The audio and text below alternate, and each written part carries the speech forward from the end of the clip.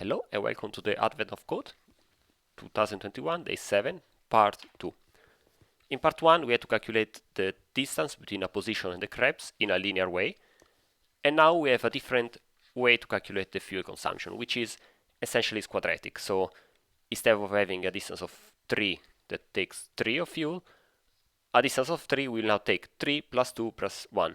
A distance of 5, for example, will take 5 plus 4 plus 3 plus 2 plus 1. So let's change a bit the logic. Part 2 is identical to part 1. It's so short that I don't even create an helper. I simply copy that.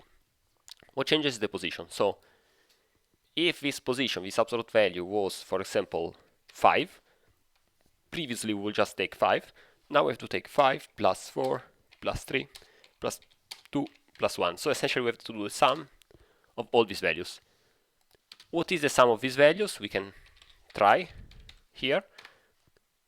This sum is 15 in this case, but we can do it automatically because a list of values that go from 0 to some given value is just the range, so range of 5, and the sum of values is just sum, so sum of range 5 will give us the same result.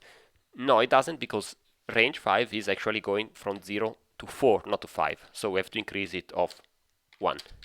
Now range of 5 plus 1 will give us the number between 0 and 5, and the sum is the same. So I just take this formula, and here I have my solution. So of course instead of 5 I have to take the real value,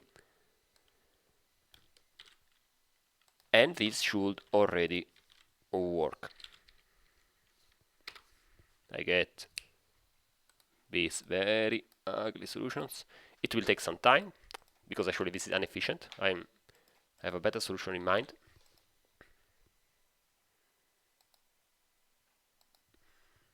Okay, so while the computer calculates, okay, this is the solution.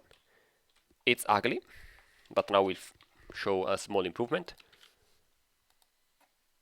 Okay, this is a first solution, but you see that it takes quite some time. Why? Because we are taking this sum, which is a bit stupid.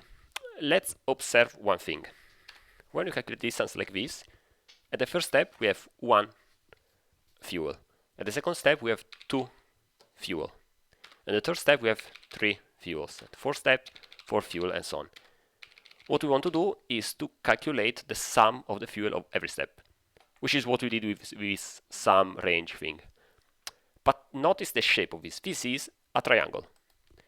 So calculating the total number of the total consumption of fuel in every step is essentially calculating the area of this triangle. And what is the area of this triangle? Is just the area of a triangle, which is the base multiplied by the height and divided by 2. The base here is 1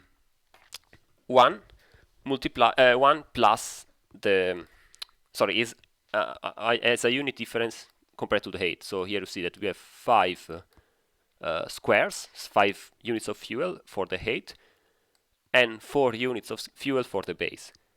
So we can just calculate that, for example, for 5, we knew that for 5 the total sum would be 15, and now we have 5 divided by 2 multiplied by what?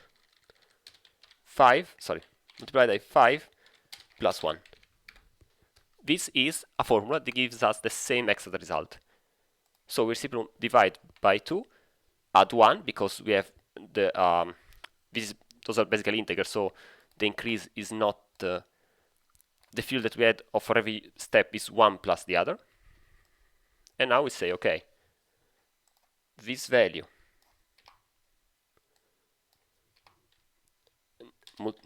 multiplied by this same value divided by 2 and plus 1. So we're simply writing a formula.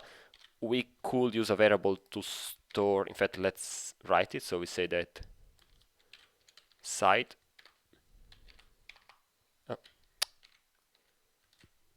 side is equal to this thing. So side plus 1 multiplied by side divided by 2, and the division by 2 will give us a decimal value, so we want to put it back to an integer just to make it, to avoid the errors. This is always an integer because if it's even, divided by 2 gives us an integer. If it's odd, plus 1 will give us an even number, and multiplying it by some number that is comma 5 will always give an integer, so it's always an integer. It's just that we do not want that type. The result previously was 992 blah blah, and now we have the same result but a lot faster.